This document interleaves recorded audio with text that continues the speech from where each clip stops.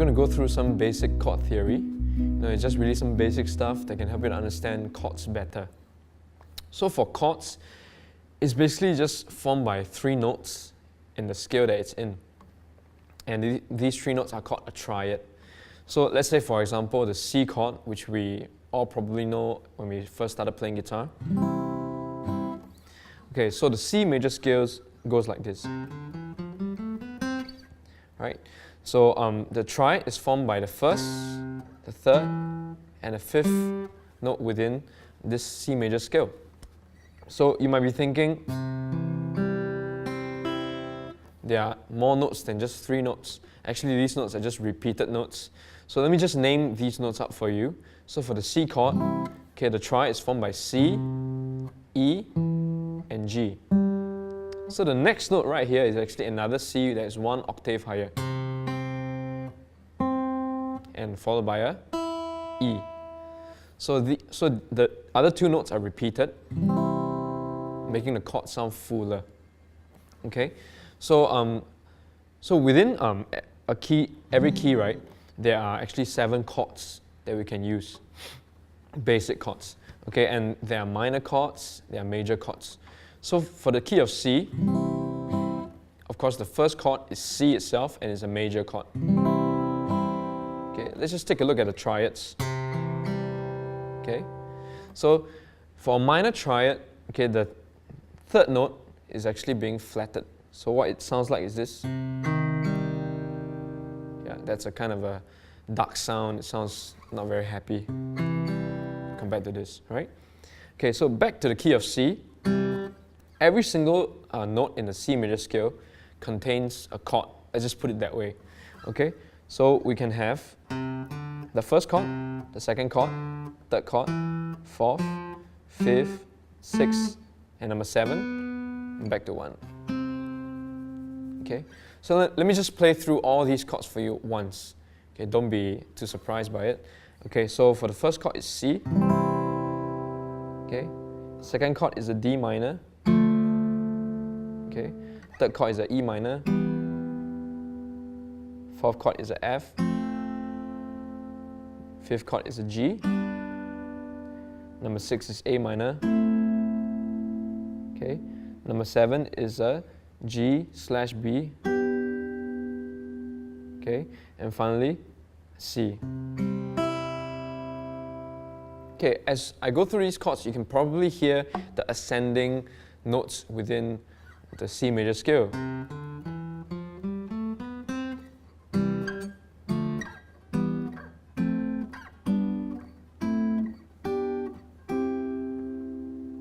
Okay, so you don't have to know, wow, how do you play these chords? I'm just demonstrating to you the triad itself.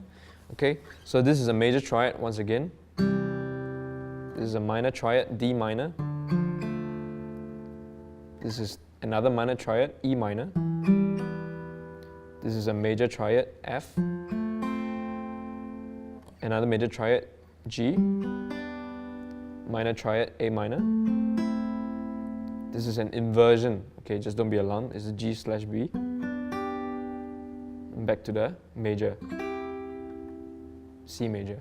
Okay, so of course you won't be playing chords like these, right, in any song setting. So what I'll do is I'll show you the basic fingering for those chords that I just explained. Okay, so for C, you know it's like this. Right? Okay, for the next chord is a D minor. Okay, a D minor, you can play it here actually. So there's an open D string for number 4. Okay, you can place your middle finger on the 2nd fret of the 3rd string. Okay, and you can place either your pinky or your ring finger on the 3rd fret of the 2nd string. And finally, your index finger on the 1st fret of the 1st string.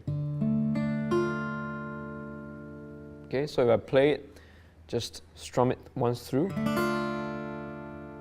So it's kind of a sad chord, right? Just try to recognize the sound of the chord before you actually try to learn how to play it.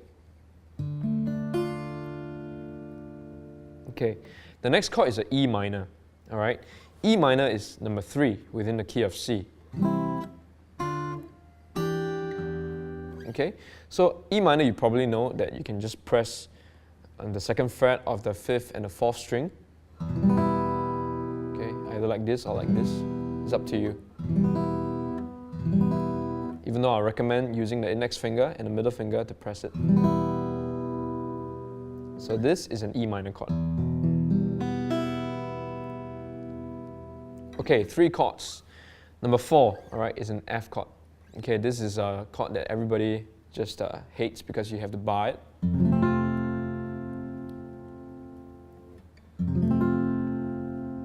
Okay, so what's going on here is that we are barring the 1st fret with our index finger, the whole thing, just pressing it down. Okay, maybe at first your chord might sound like this.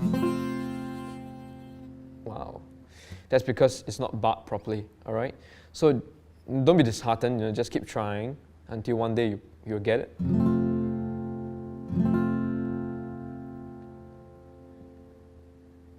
Okay, so what's going on here is that I'm barring the 1st fret and my ring finger is on the 3rd fret of the A string.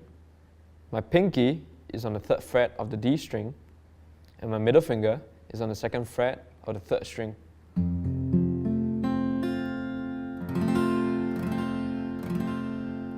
Okay, it's important to know this shape, okay? Reason because it's a movable shape. Okay, we'll cover that in a while, okay? Alright, so the next chord is a G chord. Obviously, we all know the G chord. I know some of us may play the G chord this way. Okay, with your ring finger on the 3rd fret of the 1st string. Okay, the other 2 fingers that are holding it is the middle finger on the top, okay, the 6th string, 3rd fret, and the index finger on the 2nd fret of the 5th string. Okay, this is quite a folk-sounding, classical sounding chord, if you play it this way. Okay, a more modern sounding one I would prefer is that you put the pinky on the 3rd fret of the 1st string and your ring finger on the 3rd fret of the 2nd string. Okay. Also with the index finger on the 2nd fret of the 5th string and the middle finger on the 3rd fret of the 6th string. Okay, let me just play these 2 chords for you to let you hear the difference. The first one that we probably know. The second one. I don't know, to me it sounds a bit brighter, it sounds a bit more modern. Even though the theory of the chord follows, it's just 3 notes, right? Okay, so let's just zoom in onto the chord G. Okay, for the G chord, the triad, 3 notes, is G, B, and D. You can hear the Do, Mi, So, right? Okay, so the rest of the notes underneath is G, B, D, another G. Okay, and open B, and finally another G. So you can say that there are 3 octaves of G note inside this chord. Okay, so if we put our ring finger on the 3rd fret of the B string, that will actually be a D note.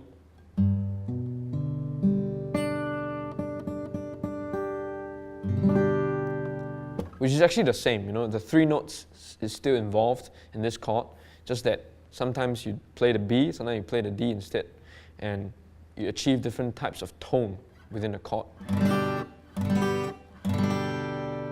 Yep. So I would just highly recommend you to just play this G instead of the other one.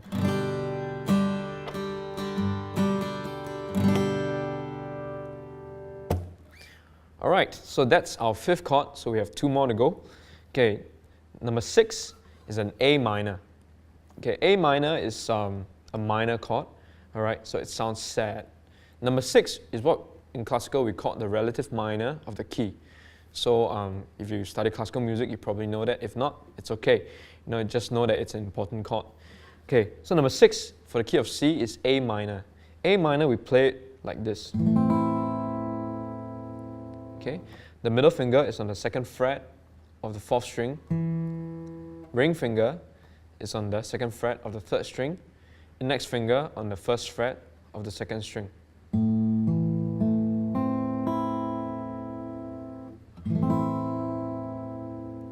Okay, it's quite a sad chord, right?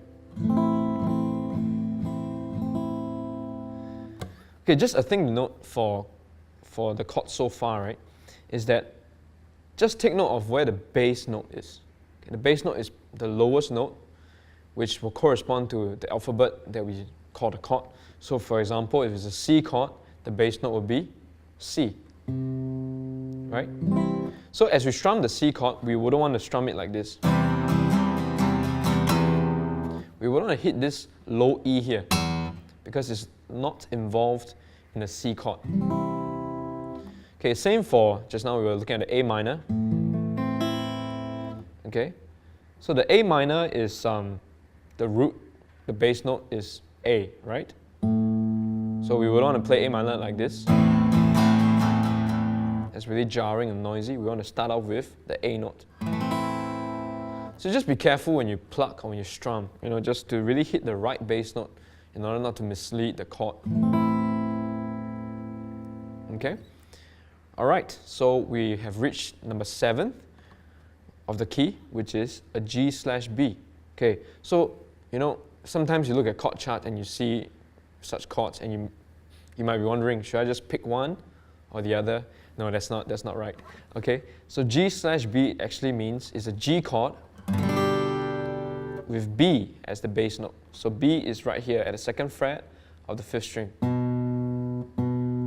So G/B in this case just means that you play the G chord, but without hitting the bass note G at the 3rd fret of the 6th string. So we just mute this and we start here. Okay, just hear the difference. If the bass is on the G, okay, if it's on the B, it's different, right? You know that the bass has shifted.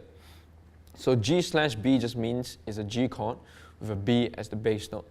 So we call it bass substitution, and actually the correct term to call it is inversion. We'll cover that in the future. All right, so now we have learned all the 7 chords within the key of C.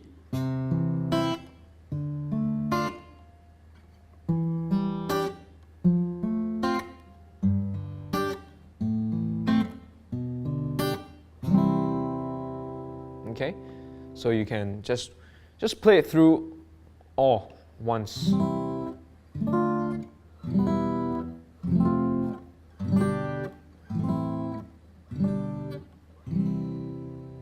And try to understand the tone of the chord, the color of it. And we'll talk about color another time. And color is what you can add to the chord to make it sound nicer within the key. Okay, so that's it for basic chord theory. And for the rest of the keys, I encourage you to either figure out yourself, or actually there are some notes that we can send it over to you to help you to understand more on the chord theory in other keys.